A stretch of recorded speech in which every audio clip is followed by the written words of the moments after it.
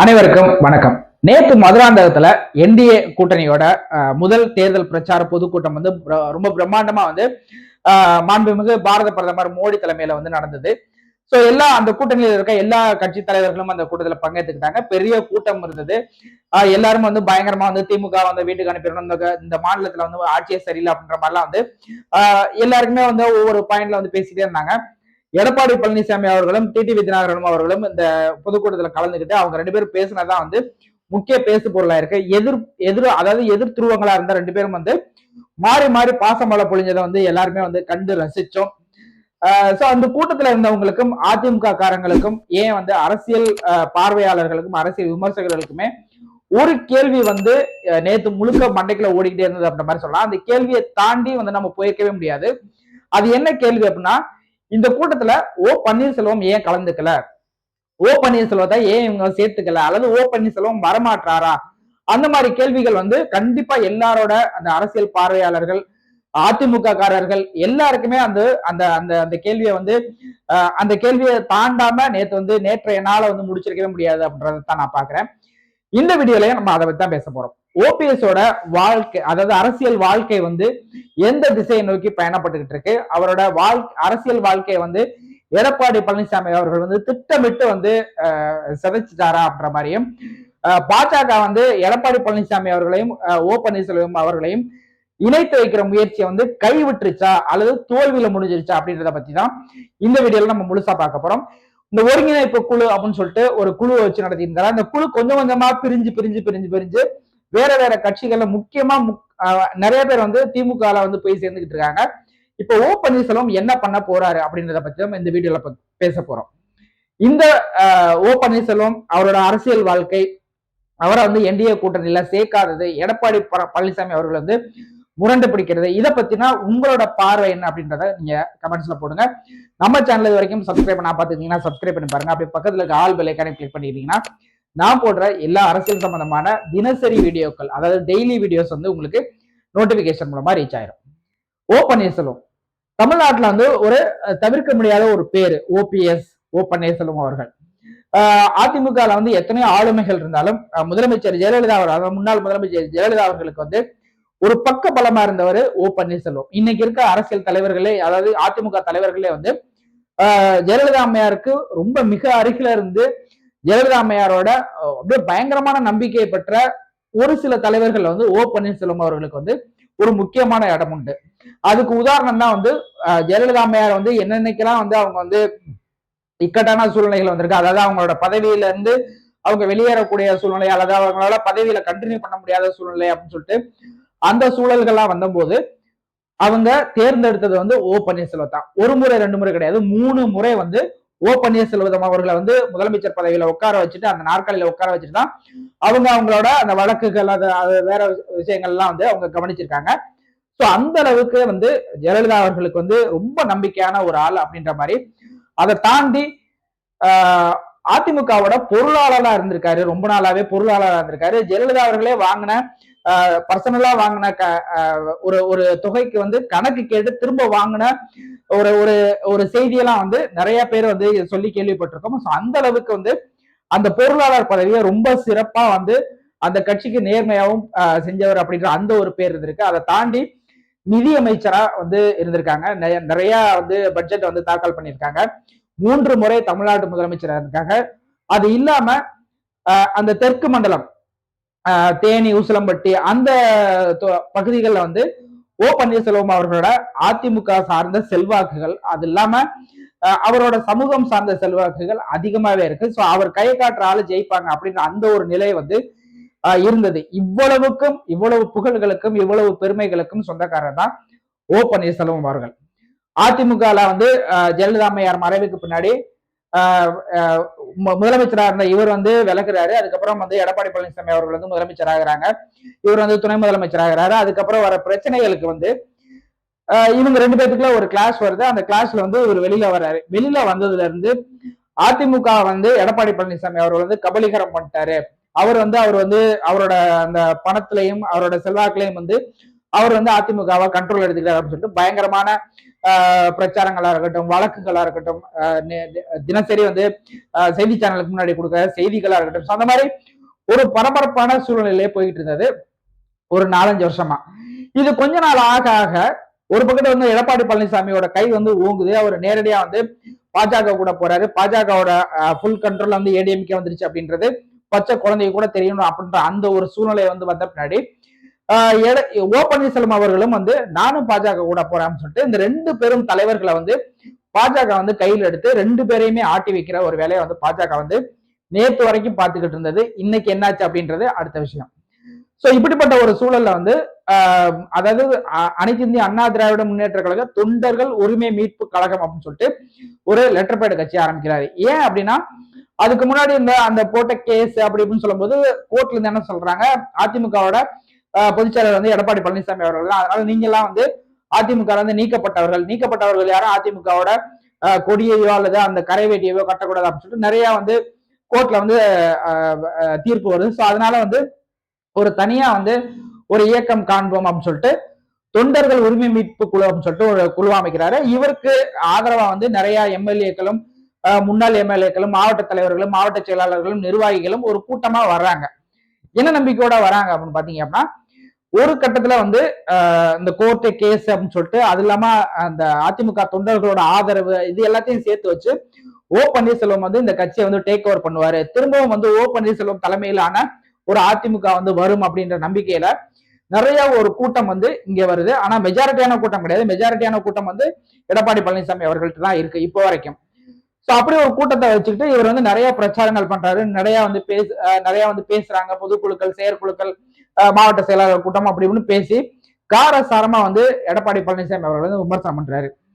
இது யாரோட சப்போர்ட்டோட அப்படின்னு பாத்தீங்க அப்படின்னா பாஜகவோட சப்போர்ட்டோட. சோ பாஜக என்ன ஒரு அசைன்மெண்ட் கொடுத்திருந்தாங்க அப்படின்னா, எடப்பாடி பழனிசாமி அவர்கள் எப்படியா இருந்தாலும் நாங்க வந்து வெளில தூக்கி போட்டுருவோம், நீங்க தான் வந்து அதிமுகவோட பொதுச் செயலாளர், உங்களோட தலைமையில தான் அதிமுக கட்சி இருக்க போது, நீங்க என்ன வேணாலும் துணிஞ்சு பண்ணுங்க, நாங்க உங்களுக்கு சப்போர்ட் இருக்கோம் அப்படின்னு சொல்லும் போது இதை புரிஞ்சுக்கிட்ட எடப்பாடி பழனிசாமி அவர்கள் போன தேர்தல் வந்து பிஜேபியில இருந்து வெளியில வராரு. பிஜேபியில இருந்து வெளியில வந்துட்டு தனியா நிக்கிறாங்க. அவர் தோக்குறாங்க ஜெயிக்கிறாங்கன்றது அடுத்த விஷயம். இந்த பிஜேபியோட பிடியில நம்ம சிக்கிடக்கூடாதுன்னு சொல்லிட்டு வெளியில வந்தவர் திரும்ப அடுத்த 2026 தேர்தலில் திரும்பவும் போய் பிஜேபி பிடியில சிக்கிறாரு. இங்க நிறைய வந்து ஒரு நிறைய தியரி வந்து சொல்லப்படுது. இது இப்படி இருந்தா அது அப்படி இருக்கும், அது அப்படி இருந்தா இது இப்படி இருக்கும்ன்ற மாதிரிலாம். இப்ப வந்து டிடிவி வந்து ஏற்கனவே பிரிஞ்சு டிடிவியும் சேர்த்து தான் நீக்கிறாரு எடப்பாடி பழனிசாமி அவர்கள். அவர் என்ன பண்றாரு, அம்மா மக்கள் முன்னேற்ற கழகம்னு ஒரு கட்சியவே ஆரம்பிச்சு அதை பதிவு செஞ்சு அதை வந்து தேர்தலில் போட்டியிட வைக்கிறது, அதை வந்து ஒரு தனி கட்சியாக வந்து செயல்படுத்துறது அப்படின்னு சொல்லிட்டு அவர் ஒரு தனி இயக்கமா செயல்பட்டுக்கிட்டு இருக்காரு. சோ இப்ப அதிமுக வந்து ஒரு 3 பிரிவா பிரிஞ்சுக்கிட்டு இருக்க டைம்ல வந்து இப்போ இந்த தேர்தலை வந்து கடுமையா வந்து விமர்சிக்கிறாரு. இந்த கூட்டணிக்கான விஷயங்கள்லாம் பேசும்போது எடப்பாடி பழனிசாமி அவர்களை வந்து முதலமைச்சராக ஏத்துக்கிறது, முதலமைச்சர் வேட்பாளராக ஏத்துக்கிறது நாங்க தூக்கல தொங்கிடுவோம் அப்படின்ற அந்த ஒரு உச்சபட்ச ஒரு விமர்சனத்தை வந்து டிடிவி தினகரன் அவர்கள் வந்து வைக்கிறாரு நேத்து வரைக்கும். இன்னைக்கு வந்து ஒரு காட்சியே வேற மாதிரி இருக்கு. நாங்க வந்து அண்ணன் தம்பி நாங்க எப்படி வேணாலும் சண்டை போட்டுக்கிறோம், ஆனா நாங்கெல்லாம் வந்து அம்மாவோட வளர்ப்பு பிள்ளைகள் அப்படின்னு சொல்லிட்டு ஒரு பயங்கரமான ஒரு சென்டிமெண்டான ஒரு இதை போட்டு அந்த அதிமுகவோட கூட்டணி வச்சுக்கிறாரு. கூட்டணி வைக்கும் போது என்ன சொல்றாரு, நான் வந்து கூட்டணி வைக்கிறது வந்து என்னோட அம்மா மக்கள் முன்னேற்ற கழகத்தை வளர்க்கறதுக்கு, பிளஸ் வந்து எங்களுக்கு நாங்க வந்து அமைச்சரவையில இடம் பிடிக்க போறோம், அந்த ஒரு இதுக்காக தான் வந்து நாங்க கூட்டணி வைக்கிறோம் அப்படின்னு சொல்லிட்டு வெளிப்படையாவே சொல்றாரு. சோ அதிமுகல இப்போ 2 அணி இருக்கு. ஒண்ணு வந்து எடப்பாடி அணி, ஒண்ணு டிடிவி அணி அப்படின்ற அந்த 2 அணி வந்து அபிஷியலா செயல்பட்டுக்கிட்டு இருக்கு அப்படின்றதுக்கு ஒரு உதாரணம் தான் நேற்று நடந்த அந்த என்டிஏ பொதுக்கூட்டம். இப்போ ஓ பன்னீர்செல்வம் வந்து தனது அந்த தொண்டர் உரிமை மீட்பு கழகம் அப்படின்ற அந்த ஒரு குழுவை வந்து அவர் வந்து ஒரு பெரிய கட்சியா வந்து இது வரைக்கும் பதிவு பண்ணவே இல்லை. அவரோட நம்பிக்கை என்ன அப்படின்னா, நம்ம எப்படியாவது வந்து அதிமுக போய் சேர்ந்துடணும் அப்படின்னு சொல்லிட்டு ரொம்பவே வந்து ரொம்ப தன்னோட விருப்பத்தையே வந்து நிறைய மேடைகளை வந்து சொல்லியிருக்காரு. செய்தியாளர் சந்திப்புல சொல்லியிருக்காரு, நான் எந்த நிபந்தனையும் வைக்க மாட்டேன், எனக்கு வந்து அதிமுகவோட எதிர்காலம் தான் ரொம்ப முக்கியம், பிரிஞ்சு கிடக்கிற சக்திகள்லாம் ஒன்னா சேர்ந்தாதான் இந்த திமுகன்ற அந்த ஒரு பெரிய ஒரு யானையை வந்து நம்ம வந்து எதிர்க்க முடியும் அப்படின்னு சொல்லிட்டு வெளிப்படையாக சொல்றாரு. நான் எந்த நிபந்தனையும் வைக்காம நான் வந்து அதிமுக வந்து சேர்றதுக்கு இணைந்து செயல்படுறதுக்கு நான் தயாரா இருக்கேன் அப்படின்னு சொன்ன பின்னாடியும் எடப்பாடி பழனிசாமி அவர்கள் வந்து நான் வந்து எந்த காலத்திலுமே வந்து டிடிவியும் ஓபிஎஸ்ஸையும் வந்து நான் சேர்த்துக்கவே மாட்டேன் அப்படின்னு ஒத்த கால நிக்கிறாரு. ஏன் அப்படின்னா அவங்க எல்லாம் பேசின பேச்சு அப்படி. கொஞ்சம் நஞ்ச விமர்சனங்கள் கிடையாது எடப்பாடி பழனிசாமி அவர்கள் மேல. பயங்கரமா பேசினாங்க. ஒரு விமர்சனம் பண்றதுக்கு ஒரு எல்லை மீறிய விமர்சனம் அப்படின்னு சொல்லிட்டு அதை சொல்லலாம். அப்படி விமர்சனம் பண்ணிட்டு திரும்ப வந்து நான் போய் சேர்ந்து பணியாற்ற விரும்புறேன் அப்படின்னு சொன்னா எந்த தலைவர் வந்து ஏத்துப்பாங்க? எந்த ஒரு சாதாரண மனுஷனாலே அதை வந்து ஏத்துக்கிறது கொஞ்சம் கஷ்டமா இருக்கும் இல்லையா? சோ அந்த நிலைப்பாடுல தான் வந்து எடப்பாடி பழனிசாமி அவர்கள் வந்து இருந்தாரு. சோ இப்போ வந்து பாஜக திரும்பவும் முயற்சி பண்றாங்க. டிடிவி தினகரன் ஓரளவுக்கு ஓரளவுக்கு கன்வின்ஸ் பண்ணி ஓகேப்பா நீங்க வந்து அதிமுகவோட சேர வேணாம், நீங்களாவே இருங்க, உங்களுக்கான தொகுதிகளை வந்து நீங்க வாங்கிக்கிறீங்க, உங்களுக்கான அமைச்சரவையோ அல்லது ஒருவேளை ஜெயிச்சா உங்களுக்கான அமைச்சரவையோ அல்லது அதிகாரத்தில் பங்கு அப்படின்னு சொல்ற மாதிரிலாம் நீங்க வந்து என்னென்னமோ அதை பண்ணிக்கிறீங்க. ஆனா என்டிஏ கூட்டணிக்கு வாங்க, நீங்க வந்து தாவேக்கா கூட போறதா எங்களுக்கு வந்து நிறைய செய்திகள் வருது, தாவேக்கா கூட போயிடாதீங்க, அல்லது வந்து டிஎம்கே கூட்டணிக்கு கூட போயிடாதீங்க. டிஎம்கே கூட்டணி கூட போனா அதிமுக ஓட்டுகள் வந்து பயங்கரமா செதறி அதிமுக இருக்கிற வலிமையே போயிடும், அந்த என்டிஏ கூட்டணியோட வலிமையே குறைஞ்சு போயிடும் அப்படின்னு சொல்லிட்டு அவரை பயங்கரமா கன்வின்ஸ் பண்ணி அவர் கொடுக்க வேண்டியதான் கொடுத்து ரெடி பண்ண வேண்டியதெல்லாம் ரெடி பண்ணி அவரை வந்து என்டிஏ கூட்டணியில கொண்டு வந்து போட்டாங்க. ஆனா அதுக்கு வந்து எடப்பாடி பழனிசாமி அவர்களுக்கு ஒத்துக்கிட்டாரு. பரவாயில்ல, அதாவது எடப்பாடி பழனிசாமி அவர்கள் வந்து இப்பதான் நீங்க வந்து நல்லா புரிஞ்சுக்கணும், அவர் வந்து ஒரு பயங்கரமான ஒரு ராஜ தந்திரி. அவரோட அவரோட அவரோட ஸ்டாண்ட்ல இருந்து அவர் பின்வாங்கவே இல்லை. அவருக்கு என்னன்னா, நான் வந்து உங்களை அதிமுக சேர்த்துக்க மாட்டேன், நீயா இருந்துட்டு போ, நீ உள்ள வராத, ஏன் என்னோட டெரிட்டரிக்குள்ள வராத அப்படின்றதான் எடப்பாடி பழனிசாமி அவர்களோட அந்த நிலைப்பாடா இருந்திருக்கு. அதுல வந்து இப்போ வரைக்கும் வந்து அவர் ஜெயிச்சுக்கிட்டு தான் இருந்திருக்காரு. அவர் வந்து பின்வாங்கல, அவரோட நிலைப்பாடுல இருந்து அவர் பின்வாங்கல. டிடிவி தினகரன் தான் அவரோட நிலைப்பாடுல இருந்து பின்வாங்கி இருக்காரு அப்படின்ற மாதிரி தான் நான் பாக்குறேன். ஆனா தனியா இயக்கமா இல்லாத, தனியா கட்சியா இல்லாம இப்ப இருக்க மாவட்ட செயலாளர்கள், எம்எல்ஏக்கள், முன்னாள் எம்எல்ஏக்கள்லாம் வந்து மூத்த நிர்வாகிகள்லாம் வந்து ஓபிஎஸ் பக்கம் இருந்தவங்க ஆதரவாளர்கள்லாம் வந்து கொஞ்சம் கொஞ்சமா வந்து வெளியில போய்கிட்டு இருக்காங்க. வெளியில போறவங்க எல்லாருமே என்ன சொல்றாங்க அப்படின்னு பாத்தீங்க அப்படின்னா, இவர் வந்து எந்த முடிவுமே எடுக்க மாட்டாரு, எடுக்கிறதுல ரொம்ப தாமதப்படுத்துறாரு, இவரோட செயல்பாடுகள் வந்து கொஞ்சம் அதாவது ஒரு ஒரு ஒரு சூதானமா கிடையாது, இவர் எல்லாத்தையுமே நம்புறாரு போல இருக்கு. அதாவது பாஜக வந்து ரொம்ப நம்பினாரு, பாஜக எப்படியாவது நம்ம கைவிடாது அப்படின்ற மாதிரி. ஆனா இன்னைக்கு வந்து பாஜக வந்து கண்டுக்கவே இல்லை அப்படின்ற அதுதான் நிதர்சனமான உண்மையா இருக்கு. சோ அந்த அந்த ஒரு நம்பிக்கையை வந்து எல்லாரு மேலேயும் வைக்கிறாரு. அதனால வந்து இவரால முடிவு எடுக்க முடியல, முடிவு தாமதம் ஆகுது, அதனால எங்களோட அரசியல் வாழ்க்கையும் வந்து வீணாகுமோ அப்படின்ற அந்த ஒரு அச்சத்துலதான் வந்து நாங்க வந்து வெளியில வரோம்னு சொல்லிட்டு எல்லாரும் வெளியில வரவங்க எல்லாருமே வந்து சொல்ற வார்த்தைகளா இருக்கு, அவங்க பதிவு பண்ற விஷயங்களா இருக்கு. இப்போ ஓ பன்னீர்செல்வம் வந்து என்ன பண்ண போறாரு அப்படின்ற அந்த ஒரு பெரிய கேள்விதான் வந்து அதிமுக காரங்கள்ட்ட இருக்கு, ஓ பன்னீர்செல்வம் ஆதரவாளர்கள்ட்ட இருக்கு, இன்னும் கொஞ்சம் பேர் ஒட்டிக்கிட்டு இருக்காங்க இல்லையா, சோ அவங்க கிட்ட இருக்கு, பிஜேபி கிட்ட இருக்கு, டிடிவி கிட்ட இருக்கு, எடப்பாடி பழனிசாமி, இந்த மாதிரி ஒட்டுமொத்த அந்த என்டிஏ கூட்டணி, அது இல்லாம அரசியல் பார்வையாளர்கள்ட்ட வந்து ஓ பன்னீர்செல்வம் என்ன பண்ண போறாரு அப்படின்றது. ஒரு சில பேர் சொல்றாங்க அவர் திமுக சேர்றதுக்கான வாய்ப்புகள் இருக்கு அப்படின்னு சொல்லிட்டு. திமுக சேர்றதுக்கான வாய்ப்புகள் எனக்கு தெரிஞ்சு இல்ல அப்படின்ற மாதிரிதான் நான் பாக்குறேன். ஏன் இல்ல அப்படின்னா, அவர் திமுக சேரலாம், ஆனா ஒரு முதலமைச்சரா இருந்தவர் ஒரு ஆப்போசிட் பார்ட்டில, அதாவது திமுக அதிமுக தான் ஒரு எதிர் துருவங்கள். சோ அந்த எதிர் துருவத்துல வந்து ஒரு முதலமைச்சரா, ஒரு சாதாரண எம்எல்ஏவா கிடையாது, சாதாரண அமைச்சரா கிடையாது, ஒரு ஒரு மாவட்ட செயலாளராவோ அல்லது ஒரு நிர்வாகியாவோ கிடையாது, முதலமைச்சரா இருந்தவர், 3 முறை முதலமைச்சரா இருந்தவர், 3 முறை முதலமைச்சரா இருந்த ஒரு எதிரி கட்சியில இருந்த ஒரு ஒரு முதலமைச்சரோட அந்த முதலமைச்சர் கேண்டிடேட் வந்து இப்போ வந்து அப்படியே ஆப்போசிட்ல இருக்க டிஎம்கேல எப்படி போய் சேருவாரு அப்படின்ற அந்த ஒரு பெரிய கேள்வி எனக்கு எப்பவுமே இருந்துட்டே இருக்கு. அதனால டிஎம்கேல ஓ பன்னீர்செல்வம் சேர்றதுக்கான வாய்ப்புகள் இல்லவே இல்லை அப்படின்றதான். அப்படியே ஒருவேளை நம்ம கணக்கு பொய்யாயி இவர் வந்து டிஎம்கேல சேர்ந்துட்டாரு அப்படின்னா, அதிமுகல இவருக்குன்னு ஒரு பேர் இருக்கு இல்லையா, அதிமுக சார்பில் இவருக்குன்னு ஒரு ஓட்டு வங்கி இருக்கு இல்லையா, சோ அது வந்து அப்படியே வாஷ் அவுட் ஆகும், ஒருத்தன் கூட ஓட்டு போட மாட்டான்.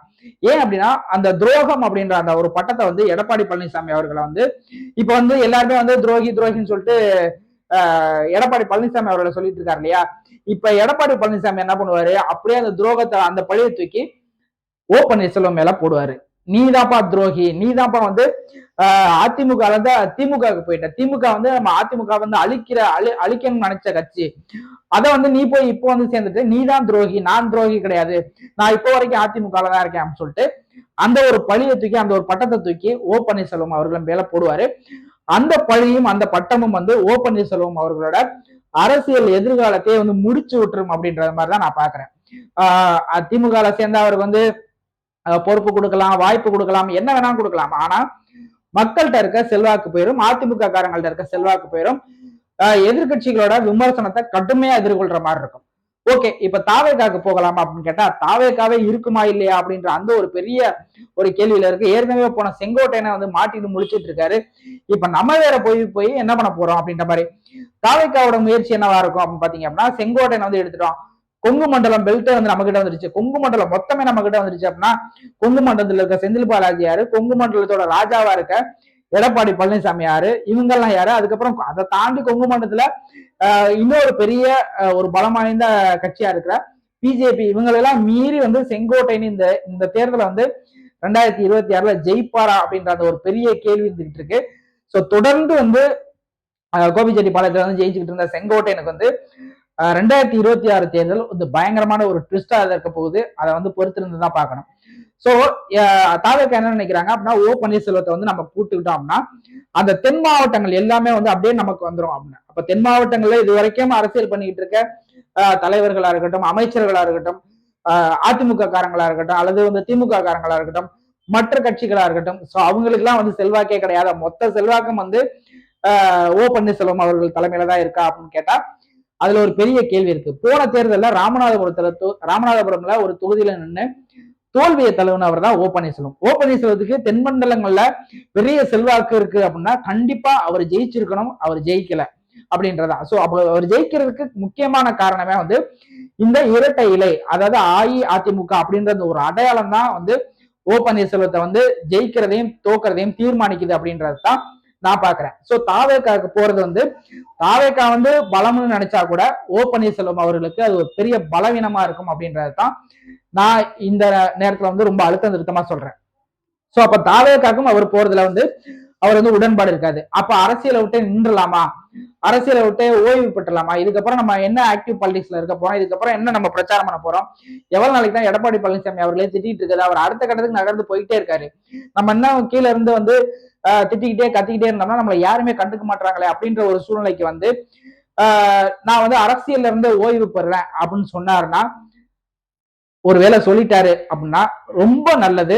அவர் வந்து அரசியல் இருந்து ஓய்வு பெறதான் வந்து என்னை பொறுத்தளவு ரொம்ப ரொம்ப நல்லது. ஏன் அப்படின்னா பிஜேபி கண்டுக்காது, ஏடிஎம்கே கண்டுக்காது, டிடிவி தினகரன் கண்டுக்க மாட்டாரு, சசிகலா கண்டுக்க மாட்டாங்க, அதுக்கப்புறம் வந்து தாவேக்கா கண்டுக்கல, டிஎம்கே வந்து அவங்க வந்து நியூட்ரலா தான் இருப்பாங்க, நீ வந்தா வாப்பா வரட்டா போப்பா அப்படின்ற மாதிரிதான். சோ வந்தாலும் எங்களுக்கு பெருசா பிளஸ் கிடையாது, வரலனாலும் எங்களுக்கு பெருசா மைனஸ் கிடையாது, இழப்பு கிடையாது அப்படின்னு சொல்லிட்டு அந்த ஒரு நியூட்ரல் பாயிண்ட் நினைக்கிறாங்க.